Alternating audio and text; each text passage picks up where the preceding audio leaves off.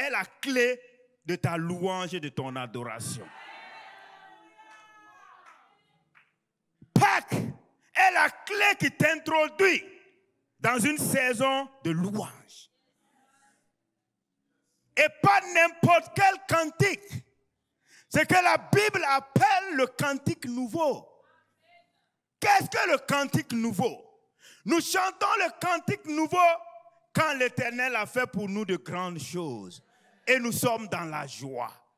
Alors le cantique jaillit de notre âme à la gloire du Dieu vivant.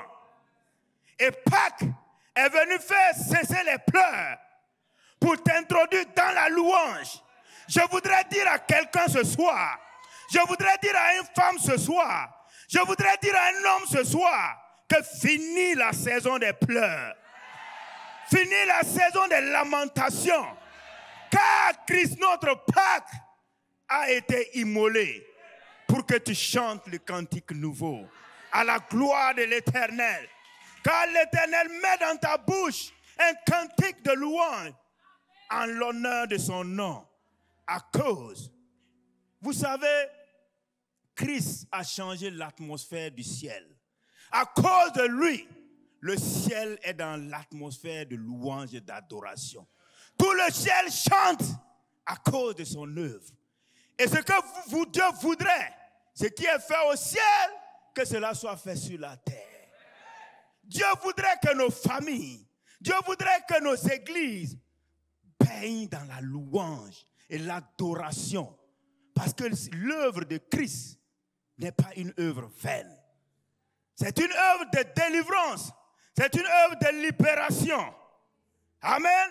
Et nous devons chanter le cantique nouveau de notre affranchissement. Dis avec moi, je dois chanter le cantique nouveau de mon affranchissement. Je dois chanter le cantique nouveau de ma liberté. Je dois chanter le cantique nouveau de ma guérison. Je dois chanter le cantique nouveau de ma richesse.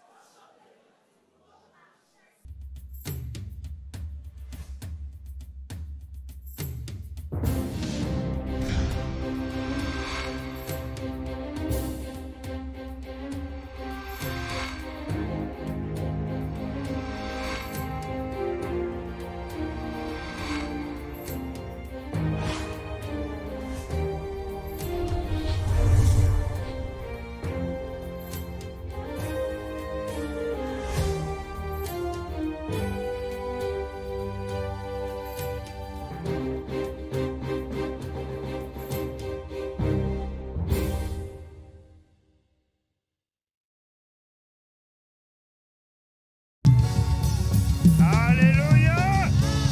Gloire à Jésus! Acclame très fort pour l'agneau de Dieu, l'agneau immolé, l'agneau qui a vaincu. Alléluia! Gloire à Jésus! La dernière fois, je disais à mon père spirituel que je bénis le jour où je l'ai rencontré. Et je continue de bénir ce jour-là. Amen. Je voudrais ce soir que nous puissions, vous savez, ce que nous voyons ici, c'est lié à l'obéissance d'un homme. Et à cause de cette obéissance, toi et moi, nous sommes là. Et j'ai cette grâce de me tenir sur cette plateforme. C'est pourquoi je voudrais qu'on rende grâce à Dieu par des acclamations, qu'on honore de tels dons que Dieu a donnés à l'Église. Le révérend Raoul Wafo, mon père spirituel, un homme de valeur, un homme d'impact. Alléluia! Gloire à Dieu. Merci Daddy. Merci pour tout ce que vous faites pour nous. Et que Dieu continue de vous élever. Et qu'il continue de vous utiliser pour impacter les nations de la terre. Car le monde a besoin de vous.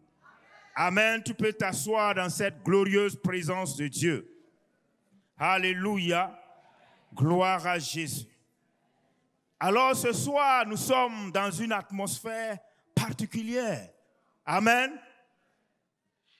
Nous sommes bénis. Dis à ton frère à côté de toi, tu es béni. Alléluia. Alors ce soir, je voudrais aborder le thème « Christ, notre Pâque, a été immolé. Chantons le cantique nouveau. » Chantons le cantique nouveau. Vous savez, la Bible dit qu'il a la clé de David. Et vous savez comment David a été un homme de louange. Et Pâques, je vais te dire ce soir, Pâques est la clé de ta louange et de ton adoration. Pâques est la clé qui t'introduit dans une saison de louange. Et pas n'importe quel cantique. C'est que la Bible appelle le cantique nouveau. Qu'est-ce que le cantique nouveau? Nous chantons le cantique nouveau quand l'Éternel a fait pour nous de grandes choses. Et nous sommes dans la joie. Alors le cantique jaillit de notre âme à la gloire du Dieu vivant. Et Pâques est venu faire cesser les pleurs pour t'introduire dans la louange. Je voudrais dire à quelqu'un ce soir, je voudrais dire à une femme ce soir, je voudrais dire à un homme ce soir que finit la saison des pleurs, finit la saison des lamentations, car Christ notre Pâques a été immolé pour que tu chantes le cantique nouveau à la gloire de l'Éternel. Car l'Éternel met dans ta bouche un cantique de louange en l'honneur de son nom. À cause, vous savez, Christ a changé l'atmosphère du ciel. À cause de lui, le ciel est dans l'atmosphère de louange et d'adoration. Tout le ciel chante à cause de son œuvre. Et ce que Dieu voudrait, ce qui est fait au ciel, que cela soit fait sur la terre. Dieu voudrait que nos familles, Dieu voudrait que nos églises baignent dans la louange et l'adoration. Parce que l'œuvre de Christ n'est pas une œuvre vaine. C'est une œuvre de délivrance. C'est une œuvre de libération. Amen. Et nous devons chanter le cantique nouveau de notre affranchissement. Dis avec moi, je dois chanter le cantique nouveau de mon affranchissement. Je dois chanter le cantique nouveau de ma liberté. Je dois chanter le cantique nouveau de ma guérison. Je dois chanter le cantique nouveau de ma richesse. Alors prenons ce texte de Jean chapitre 19 verset 30. Quand Jésus eut pris le vin, il dit, tout est accompli. Et baissant la tête, il rendit l'âme. Savez-vous que cette parole est la dernière parole que Christ a prononcée sur la croix après avoir répandu son sang, après s'être vidé de son sang? Est-ce que vous savez que c'est la proclamation que Dieu notre Père attendait? C'est ce grand jour, depuis le jardin d'Éden, Dieu attendait cette phrase. Dieu attendait la proclamation de cette phrase. Et il l'a prononcée. Et c'est aussi la proclamation que l'homme attendait sur la terre. Parce que l'homme avait besoin d'entendre ça pour rentrer enfin dans son héritage. Pour que la saison de douleur et de souffrance, pour que le bâton qui frappait son dos cesse.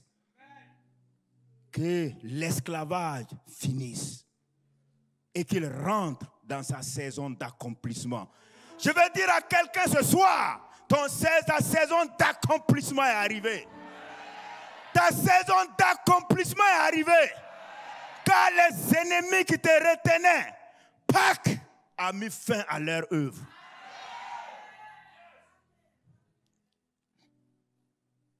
Bien-aimés frères et sœurs,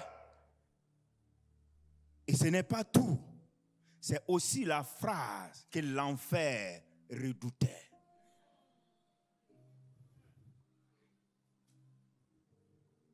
Et il l'a prononcé. Tout est accompli. Tout est accompli. Et quand vous lisez les évangiles, vous allez voir que Marc et Jean ont rendu témoignage en écrivant ceci. Jésus poussa un grand cri. Est-ce un cri de détresse?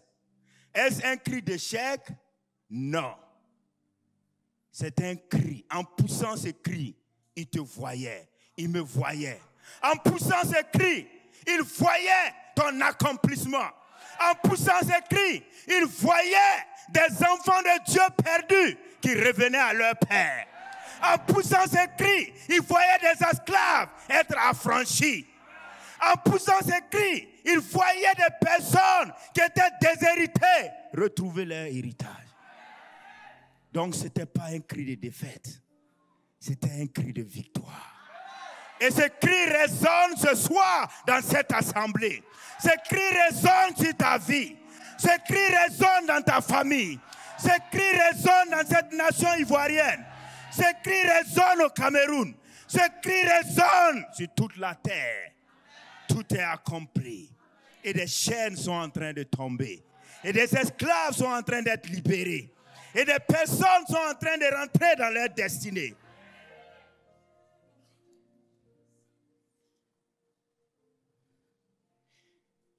Et le centenier romain, un officier qui était présent ayant entendu ce cri, a discerné comme un bon soldat que ce cri de guerre, et ce cri était le cri de triomphe d'un général.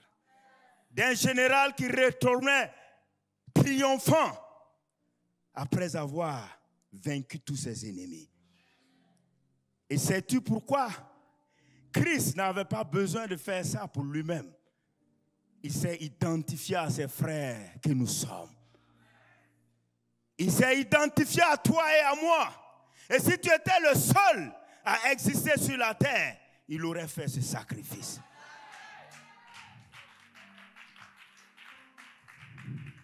Pour que tu retrouves ta liberté. Donc c'est une proclamation à 3 dimensions. La première dimension, c'est la réconciliation avec le Père. Nous avons retrouvé le Père. Deuxième dimension, c'est la réconciliation avec notre héritage. Et troisième dimension, c'est la destruction des œuvres du diable. Regardez ce que Ésaïe nous dit. Ésaïe dit au verset 1, Ésaïe 53, il dit, qui a cru à ce qui était annoncé? Qui a reconnu le bras de l'Éternel?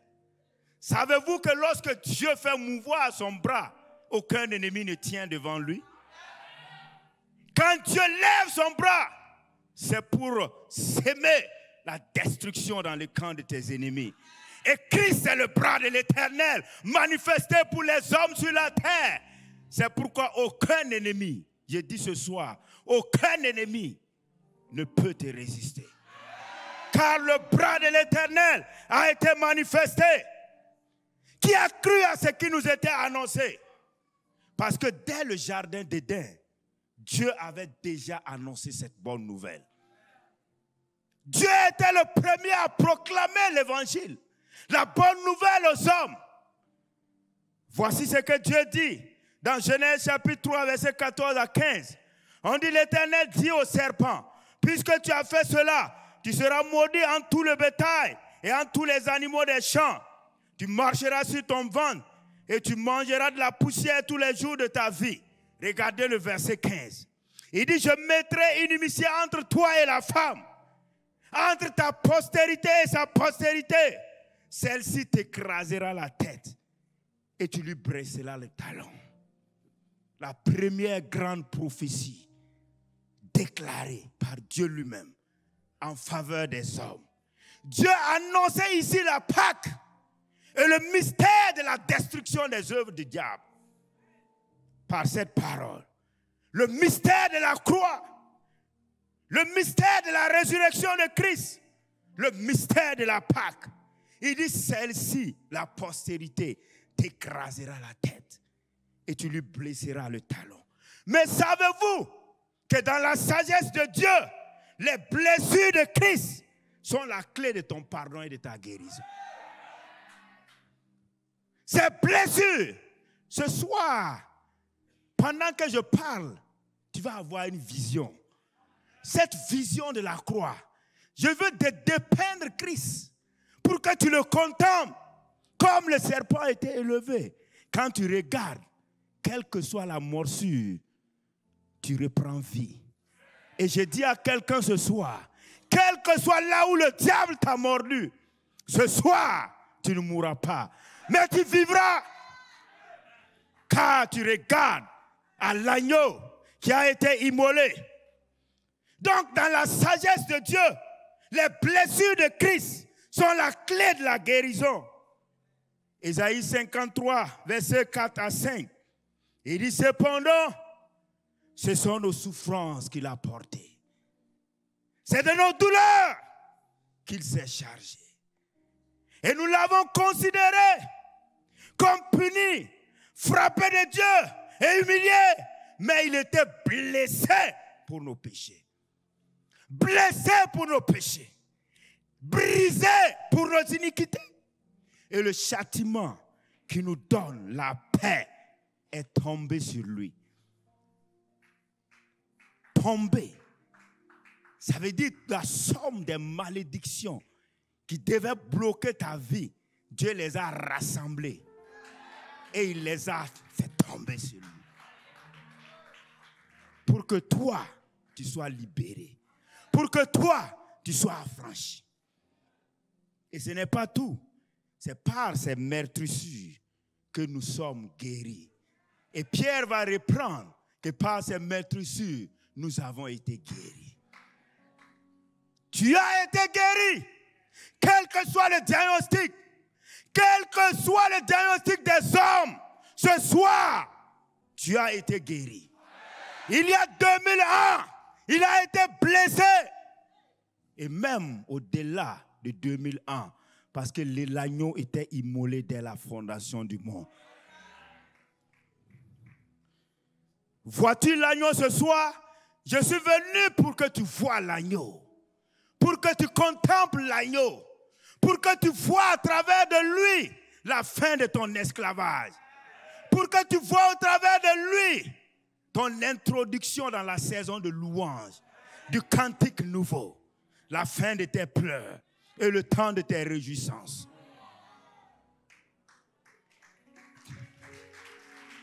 Colossiens chapitre 2, versets 14 à 15.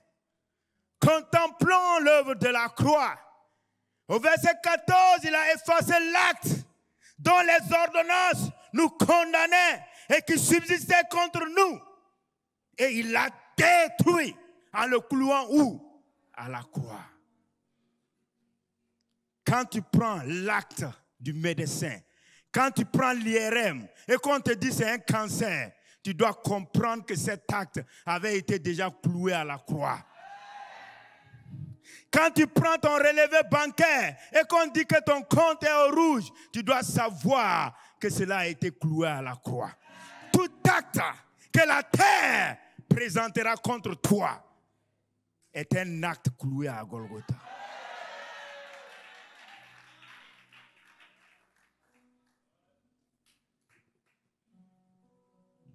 Est-ce que tu comprends cette vérité? Je veux que tu saisisses ce soir. Je vois que la salle est silencieuse et j'aime ça parce que tu es en train de contempler. Contempler l'agneau. Contempler ce qu'il a fait pour toi.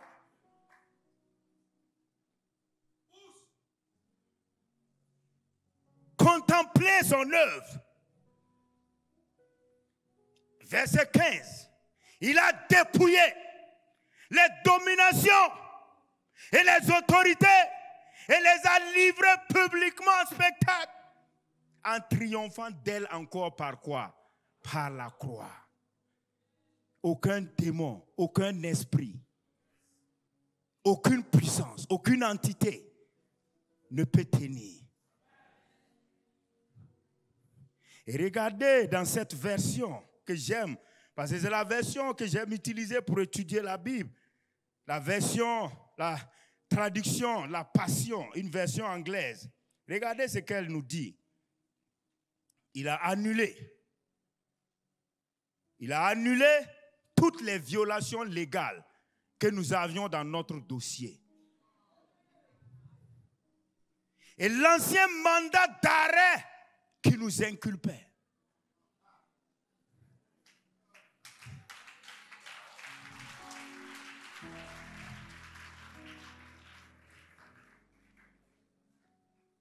Il a tout effacé.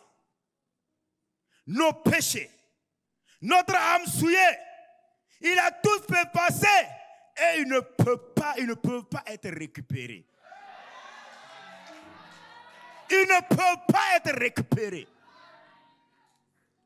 Si le diable te présente autre cause, il ment. Il est le père du mensonge. Et tu ne dois pas céder au mensonge du diable. La Bible dit résistez au diable. Résiste-lui avec ses paroles. Et il s'enfuira loin de toi.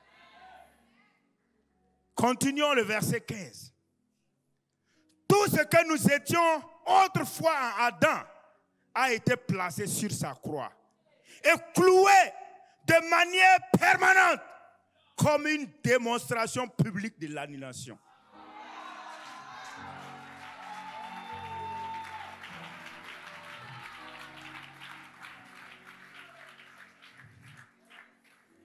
Je ne veux pas travailler tes émotions. Je veux que tu comprennes une vérité spirituelle qui va t'affranchir, qui va te libérer une fois pour toutes. Verset 15. Puis, Jésus a donné en spectacle public toutes les puissances et les principautés des ténèbres, leur enlevant toute arme, toute leur autorité spirituelle et leur pouvoir pour nous accuser.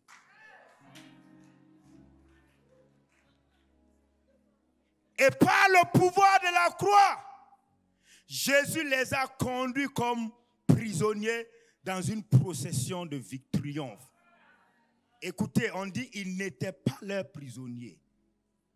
Ils étaient à lui. Jésus à la croix n'était pas prisonnier du diable. Il a vaincu le diable à la croix. Il a triomphé de lui. Parce que le Père, dans le jardin d'Éden, avait déjà déclaré qu'il écrasera sa tête. Imaginez un serpent dont la tête est écrasée. Il devient un simple bois. Alléluia. Alléluia. Alors ce soir, merci de contempler Christ à la croix, de voir cette œuvre. Alléluia. Alléluia.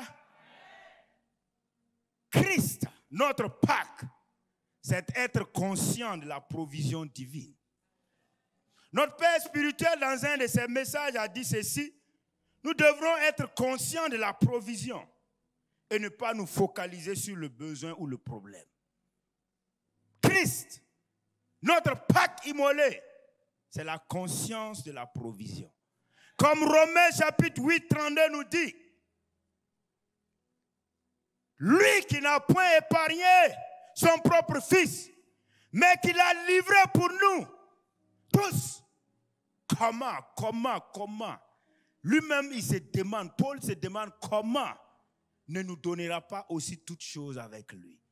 Pose-toi la question, comment? S'il l'a livré, si c'était une promesse, qui a cru à ce qui nous était annoncé? Et voici le témoignage de Pierre. Nous allons terminer par ça.